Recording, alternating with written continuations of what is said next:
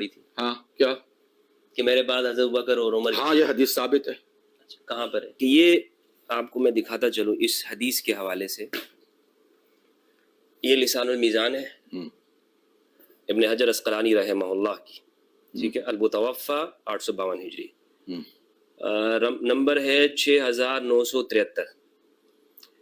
اس میں آپ یہ پڑھیے گا کہ یہ کیا کہہ رہے ہیں. کیا کہہ رہا ہے؟ فهذا لا اصل له من حدیث مالک بن بل هو معروف حدیث حذیفہ بن یمان. اچھا تو آپ یہ کہنا چاہ رہی حدیث نہیں باطل ہے؟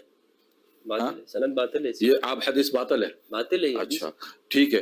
مجھے کراچی کا ایک تقیہ باز مولوی حضرت ابو بکر اور حضرت عمر رضی اللہ تعالی عنہ کی شان میں ایک حدیث پاک وارد ہے، اس کو بے اصل اور بے سند قرار دیتا ہے. آج ہم اس کے بارے میں کچھ گفتگو کریں گے. سب سے پہلے ہم حدیث پاک کو حوالوں کے ساتھ ذکر کرتے ہیں اور پھر آخر میں جا کر جو اس نے علامہ ابن حجر اسقلانی رحمہ اللہ کا حوالہ دے کر علمی خیانت کی ہے اس کا اظہار کریں گے. رسول اللہ صلی اللہ علیہ وسلم نے ارشاد فرمایا اقتدوا بالذین من بعد ابی بکر و عمر، یعنی میرے بعد تم ابو بکر اور عمر کی پیروی کرنا.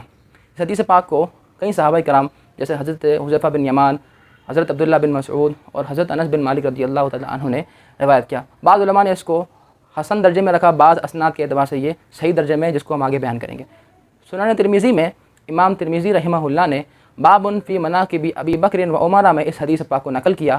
امام ابن ماجہ نے باب فی فضائل اصحاب رسول اللہ صلی اللہ علیہ وسلم میں اس حدیث پاک کو نقل کیا. امام ابن عدین الکامل نے اس حدیث پاک کو نقل کیا.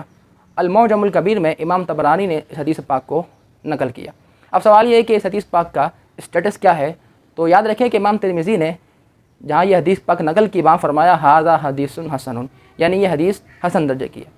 الجامع الصغیر میں امام جلال الدین سیوطی رحمہ اللہ نے اس حدیث پاک کو نقل کرنے کے بعد صحیح کا رمز لگایا، یعنی ان کے نزدیک یہ حدیث صحیح ہے.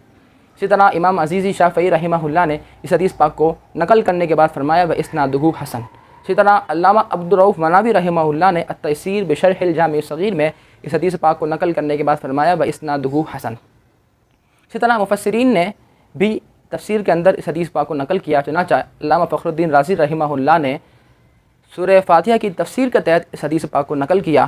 اسی طرح تفسیر ثعلبی میں امام ثعلبی رحمہ اللہ نے اس حدیث پاک کو نقل کیا. اسی طرح تفسیر ابن کثیر میں حافظ ابن کثیر نے واتخذوا من مقام ابراہیم مصلی اس آیت کے تحت حدیث پاک کو نقل کیا. اسی طرح تفسیر مظہری مقاضی ثناء اللہ پانی پتی رحمہ اللہ نے یا ایھا الذین آمنوا اطیعوا اللہ واطیعوا الرسول واولی الامر منکم اس آیت کے تحت حدیث پاک کو نقل کیا.